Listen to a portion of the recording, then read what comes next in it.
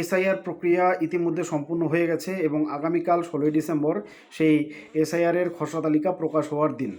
আগামীকাল এসআইআরের খসড়া তালিকা প্রকাশ হওয়ার সঙ্গে সঙ্গে দেখা যাবে যে অনেক মানুষের নাম সেই তালিকায় থাকবে না, না থাকাটাই স্বাভাবিক। প্রথমত আপনাদেরকে জানিয়ে রাখি যে বিভ্রান্ত না হয়ে জেনে নিন কাদের নাম বাদ যাবে, কেন বাদ যাবে, এবং আপনার নাম যদি বাদ গিয়ে থাকে তাহলে আপনাকে কি করতে হবে। বিভ্রান্ত বা দুশ্চিন্তাগ্রস্ত হওয়ার কিচ্ছু নেই, ভিডিওটি শেষ অবধি শুনুন। অনেকগুলো তথ্য এখানে উপস্থাপন করা হয়েছে, আশা করি আপনাদের উপকারে লাগবে। এবং যদি আপনার নামটা খুঁজে পাওয়া না যায় খসড়া তালিকায়, সেক্ষেত্রেও আপনাকে এই ভিডিওটা হেল্প করবে। কি কি করতে হবে সেটা তার সম্পূর্ণ প্রসেসটা মোটামুটি এখানে আলোচনা করা হয়েছে। তো প্রথমেই জানিয়ে রাখি যে যে সমস্ত মৃত ভোটার তাদের নামগুলো বাদ যাবে। তারপরে যারা শিফটেড, এক জায়গা থেকে অন্য জায়গায় চলে গেছে, তাদের নামগুলো বাদ যাবে। তারপরে যারা ডুপ্লিকেট ভোটার, অর্থাৎ যার হয়েছে বা একাধিক জায়গায় যার নাম এনলিস্টেড রয়েছে ভোটার তালিকাতে, ওনাদের নাম বাদ যাবে। প্রাথমিক স্তরে এই 3 দল মানুষের নাম বাদ যাবেই যাবে। তারপরেও অনেক অথেন্টিক ভোটার যাদের নাম বাদ যাওয়ার কথা নয়, কিন্তু তাদের নামও বাদ পড়ার আশঙ্কা কিন্তু রয়েছে। তার কারণ হচ্ছে ইসিআই সাম্প্রতিককালে যে ডেটাগুলো কারেকশন করার কথা বলেছে, সেগুলোতে তারা বলেছে যে যাকে আপনি প্রজনী হিসেবে দেখাচ্ছেন, পিতা, মাতা, ঠাকুরদা, ঠাম্মা অথবা দাদু, দিদা, তার সঙ্গে ভোটারের একটা ম্যাক্সিমাম এজ লিমিট দেওয়া রয়েছে, অর্থাৎ বয়সের একটা সীমারেখা দেখানো হয়েছে যে এই সীমারেখা ক্রস যদি করে তাহলে তাদেরকে নোটিফিকেশনে ডাকা হতে পারে।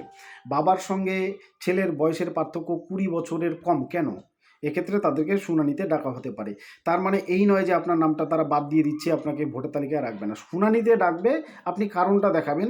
অনেকে খুব দ্রুত বিয়ে হয়তো করেছে আজকে থেকে 50-60 বছর আগে, এবং সেক্ষেত্রে অতি তাড়াতাড়ি তাদের সন্তান জন্মগ্রহণ করেছে। এই উপযুক্ত কারণ দেখাতে পারলে তাদের নামটা অতি অবশ্যই তালিকায় থেকে যাবে। এটা হচ্ছে একটা কারণ। দ্বিতীয় কারণ হচ্ছে অনেকে সম্পর্কগুলো লিখতেই ভুল করেছে, তো তাদের নামেও নোটিশ জারি হতে পারে, তাদেরকে শুনানিতে ডাকতে পারে, তাদেরও শুনানি হবে। আচ্ছা, তারপরে আরও যাদেরকে ডাকবে তারা হচ্ছে যারা নামগুলো মেলাতে পারেনি, মানে ম্যাপিং করার সময় কোনো গণ্ডগোল করেছে, বা একই নামে একজন ব্যক্তির ক্ষেত্রে অনেকগুলো ম্যাপিং করেছে, অসংখ্য যদি ম্যাপিং হয়ে থাকে, একজন গার্জিয়ানকে দেখিয়ে যদি 50 জন ম্যাপিং করে, মানে সন্তান সন্ততি হিসেবে যদি ম্যাপিং করে, সেটা সাধারণত আপনার এবং আমার সাধারণ জ্ঞানেও বলে যে এটা একটু সন্দেহজনক, যে একজন ব্যক্তির 50 জন 60 জন সন্তান কী করে হয়। তো এরকম যদি কোথাও গণ্ডগোলের তালিকা থেকে থাকে, তারাও কিন্তু নোটিশ পাবেন শুনানির, তাদেরও কিন্তু শুনানি হবে। এবার শুনানিতে যদি উপযুক্ত কারণ সবাই দেখাতে পারে, তাহলে কিন্তু দুশ্চিন্তাগ্রস্ত হওয়ার কিচ্ছু নেই, তাদের নাম কিন্তু তালিকায় ফিরে আসবে। তো সেই গোটা প্রসেসটা আমি আলোচনা করছি। প্রথমে যাদের ফর্ম অসম্পূর্ণ, অর্থাৎ দেখবেন যে এসআইয়ের ফর্মটা ছিল সেটা 3টা অংশে ভাগ ছিল। একটা হচ্ছে উপরের অংশ এবং নিচের 2টো অংশ, একটা বাম পাশে একটা ডান পাশে।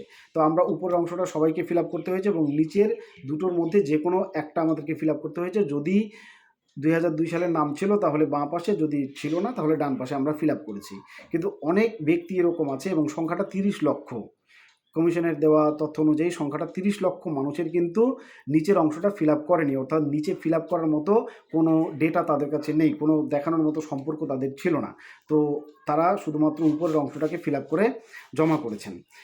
এরা কিন্তু শুনানিতে ডাক পাবেনই পাবেন। তাহলে এদের শুনানিটা যখন হবে, এদেরকে যে ইসিআইয়ের তরফ থেকে যে 11টা ডকুমেন্টসের কথা বলা হয়েছে, সেই ডকুমেন্টসের যে কোনো একটা এবং যেভাবে বলেছে যে এই ডকুমেন্টসটা এরকম হওয়া উচিত, কোনো সরকারি অফিস আদালত থেকে ইস্যু হওয়া কাগজ, সেরকম যদি থেকে থাকে তাহলে তাদের শুনানি কমপ্লিট হবে এবং তারা এই প্রক্রিয়া সম্পূর্ণ করে আবার তালিকায় ফিরে আসতে পারবেন। তারপরে আরও যারা বয়সে যাদের অমিল দেখিয়েছে, তারপরে সম্পর্কের গরমিল দেখিয়েছে, কিংবা হচ্ছে আপনার অসংখ্য ভোটার একই নামে যদি ম্যাপিং করে থাকে, আমি পয়েন্টগুলো লিখে নিয়েছি, এগুলো দেখে দেখে বলছি, তাহলে তাদেরকেও শুনানিতে ডাকবে। এবার চলে আসি পরবর্তীতে যে এই লিস্টগুলো ঝাড়াই বাছাই হবে কি করে। সফটওয়্যার বেসিস এই লিস্টগুলো তৈরি হবে, ওনাদের যে সফটওয়্যার আছে সেই সফটওয়্যারে এই লিস্টগুলো তৈরি হবে। তারপরে যাদেরকে ঝাড়াই বাছাই করা হবে তাদেরকে 17 তারিখ থেকেই তাদের নামগুলো, 17ই ডিসেম্বরের কথা বলছি, তাদের নামগুলো ঝাড়াই বাছাই করে তাদের নামে নোটিশ ইস্যু হওয়া শুরু করবে। এবং বলা হয়েছে যে উইদিন 4 days, ম্যাক্সিমাম বলা হয়েছে যে 4 দিনের মধ্যে যাদের নাম এনলিস্টেড হলো নোটিফিকেশনের জন্য, অর্থাৎ যাদের শুনানিতে ডাকা হবে তারা কিন্তু নোটিশ পেয়ে যাবেন। নোটিশ পাওয়ার মাধ্যম হচ্ছে যে মোবাইলটা আপনারা রেজিস্টার করেছেন এসআইআর ফর্মে, সেই মোবাইল নাম্বারেও আপনি নোটিফিকেশন পেয়ে যেতে পারেন থ্রু এসএমএস, এবং আপনি বিএলওর মারফত আপনার বাড়িতেই সেই নোটিশটা কিন্তু পেয়ে যাবেন। তো সেখানে আপনাকে বিএলও গিয়ে বুঝিয়ে দেবে যে আপনাকে শুনানিতে ডাকা হয়েছে, কেন হয়েছে সেই কারণটাও নিশ্চয়ই সেখানে জানানো হবে। তারপর এবার এই নোটিশটা কবে? এই নোটিশটা দেওয়া হবে 16 তারিখের পরে 17 তারিখের 17 তারিখ থেকেই সম্ভবত। এবং এই যে হিয়ারিং ডেট, হিয়ারিং আপনার শুনানি চলবে কতদিন? আপনার শুনানি চলবে হচ্ছে 16ই ডিসেম্বরের পর থেকে 7ই ফেব্রুয়ারি অবধি। 16ই ডিসেম্বরের পরবর্তী থেকে ওরা যে তালিকাটা ইস্যু করবে সেই তালিকা ধরে ধরে 7ই ফেব্রুয়ারি অবধি আপনার শুনানিটা চলবে। এবার শুনানি কোথায় হবে এবং কারা করবেন সেই শুনানি? প্রথমত শুনানি হবে সম্ভবত BDO office, SDO office, DM office কিংবা অন্য যে কোনো সরকারি অফিস, স্কুলে এই শুনানি হতে পারে। শুনানিতে কারা কারা থাকবেন? প্রত্যেকটি বিধানসভার ক্ষেত্রে একজন ইআরও থাকবেন, একজন মাত্র ইআরও একটি বিধানসভা ক্ষেত্রের জন্য। তো ওনার অধীনে থাকবেন 10 জন এইআরও, অর্থাৎ ওনাকে সহযোগিতা করার জন্য অ্যাসিস্ট্যান্ট থাকবেন 10 জন করে। শুনানিটা হবে প্রত্যেকজন এআরও প্রতিদিন 100 জন করে মানুষকে শুনবেন, অর্থাৎ 10 জন যদি এইআরও শুনানি করেন 100 জন করে, প্রত্যেক দিন 1000 মানুষের শুনানি হবে।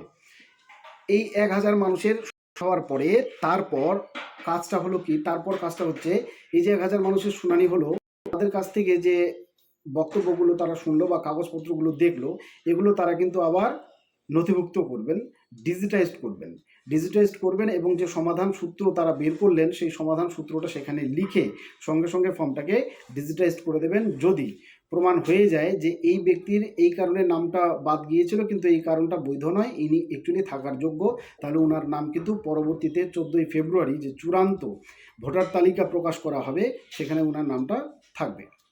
কিন্তু তারপরেও যদি কোনো কারণবশত ওনার নাম সেই চূড়ান্ত তালিকায় থাকার যোগ্য না হয়, তাহলে তাদের নামকে আলাদা একটা তালিকায় কিন্তু জায়গা দেওয়া হবে এবং সেই তালিকায় কারণটা উল্লেখ করা থাকবে। যিনি শুনানি করবেন তিনি কারণটাকে উল্লেখ করে দেবেন যে এই কারণে ইনার নাম এখানে রাখা গেল না। যাদের নাম চূড়ান্তভাবে বাদ যাচ্ছে, চূড়ান্ত ভোটার তালিকায় থাকবে না, তাদের কিন্তু একটা তালিকা তৈরি হবে এবং সেখানে প্রত্যেকজন ব্যক্তির যে কারণে নামটা থাকবে না বা বাদ যাবে চূড়ান্ত তালিকা থেকে, সেই কারণটাকে কিন্তু যিনি শুনানি করবেন তিনি লিখে দেবেন, তিনি উল্লেখ করে দেবেন। এরপরের যে বিষয়টা সেটা হচ্ছে এই যাদের নাম বাদ যাচ্ছে, চূড়ান্ত তালিকায় থাকছে না, এরপরেও কিন্তু তারা যদি সত্যিকারের ভোটার, এখানকার স্থানীয় বাসিন্দা হয়ে থাকেন আমাদের দেশের, ভারতের, এবং তার প্রমাণ যদি থাকে, তাহলেও কিন্তু নতুন করে ভোটার তালিকায় ওনাদের ফিরে আসার উপায় রয়েছে। সেই উপায়টাই হচ্ছে ওনাকে বিএলও মারফত ফর্ম 6 অ্যানেক্সার 4 ফর্ম 6-এর অ্যানেক্সার 4 ফিল আপ করে কাগজপত্র সহ জমা করতে হবে। তাতে করে উনি নতুন ভোটার হিসেবে আবার তালিকাভুক্ত হবেন, ওনার ভোট আবার নতুন করে উঠে যাবে। এটা একটা পয়েন্ট। তারপরে বলছে যে আপনাদের নামে যদি শুনানির নোটিশ জারি হয়ে থাকে এবং সেই যে তারিখটা আপনাদেরকে শুনানিতে উপস্থিত হতে বলেছে, সেই তারিখে আপনাদের বাড়িতে কোনো অসুবিধা থাকতেই পারে, কেউ হসপিটালাইজড থাকতে পারে বা বাড়িতে কোনো মর্টালিটি থাকতে পারে, মানে কেউ মারা যেতে পারেন, কোনো বড় সড়ো অনুষ্ঠান, বিয়ের অনুষ্ঠানও হতে পারে, এগুলো থাকতে পারে। তো এটা কিন্তু মহা অসুবিধা সেই শুনানিতে গিয়ে উপস্থিত হওয়ার ক্ষেত্রে। তো এক্ষেত্রে উপায় হচ্ছে কি, আপনি ইআরওকে আবেদন করতে পারেন সেই শুনানির তারিখ পরিবর্তনের জন্য। আপনার এই অসুবিধা আছে, সেই উপযুক্ত কারণ দেখিয়ে আপনি ইআরওকে একটা আবেদনপত্র লিখবেন, বাংলাতেই লিখবেন, ইংরেজিতে পারলে ইংরেজিতে লিখবেন। এবং আপনাদেরকে জানিয়ে রাখি যে সেই বাংলা এবং ইংরেজি দুটোতেই আমি কিন্তু নমুনাপত্র আমার চ্যানেলে দিয়ে দেবো, আপনারা চাইলে সেটা দেখে দেখে লিখতে পারেন। তো তারপরে আবেদন করতে পারবেন, উনি অ্যাপ্রুভ করে দিলে আপনাদের শুনানির তারিখ কিন্তু পরিবর্তন হয়ে যাবে। পরবর্তীতে আপনার শুনানির তারিখ দেওয়া হবে, সেই তারিখে উপস্থিত থেকে আপনারা শুনানিটা করতে পারবেন। এরপরের যে পয়েন্টটা রয়েছে সেটা হচ্ছে আপনাদের যদি নাম অথবা ঠিকানায় ভুল থেকে থাকে, সেক্ষেত্রেও সংশোধনের সুযোগ রয়েছে। বিএলওর কাছে ফর্ম 8 রয়েছে, ফর্ম 8 আমি যে কথাটা বলছি বিএলওর কাছে, এটা কিন্তু অনলাইনেও করা যাবে। আপনারা অনলাইনে কাগজপত্রগুলো বিএলওকে জমা করলেই হবে। ফর্ম 8 ফিল আপ করে বিএলওকে উপযুক্ত প্রমাণ সহ জমা করবেন।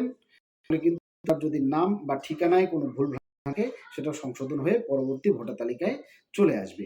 আমি শুধু চাইছি আপনারা বিভ্রান্ত না হয়ে আপনারা যাতে একটু সহযোগিতা পান এবং কি উপায়ে কাজটা হবে সেই কাজের একটা সম্মুখ ধারণা আপনাদের আমি দেওয়ার চেষ্টা করছি।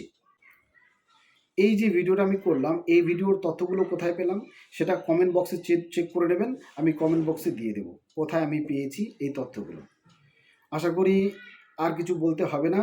আপনাদের শুনানি ভালো হোক, আপনাদের সবার নাম তালিকায় থাকুক, আমি এটাই চাই। কিন্তু এসআইআরের তো এটা উদ্দেশ্য নয়। যদি ডুপ্লিকেট কেউ থাকে, যদি মৃত ভোটার থাকে, যদি সত্যিকারের কোনো বাইরের ভোটার আমাদের তালিকায় থাকে, আমাদের দেশের তালিকায় থাকে, তাহলে তারা থাকবে কেন? তাদেরকে ঝেড়ে ফেলাটা উচিত। এবং এসআইআরের এটাই যদি উদ্দেশ্য হয় তাহলে এটা মহৎ উদ্দেশ্য, এবং সেই উদ্দেশ্যকে সফল করে তোলা আমাদের সকলের কর্তব্যের মধ্যে। আপনারাও সেই কর্ম সামিল হবেন এই আশা আমি রাখছি।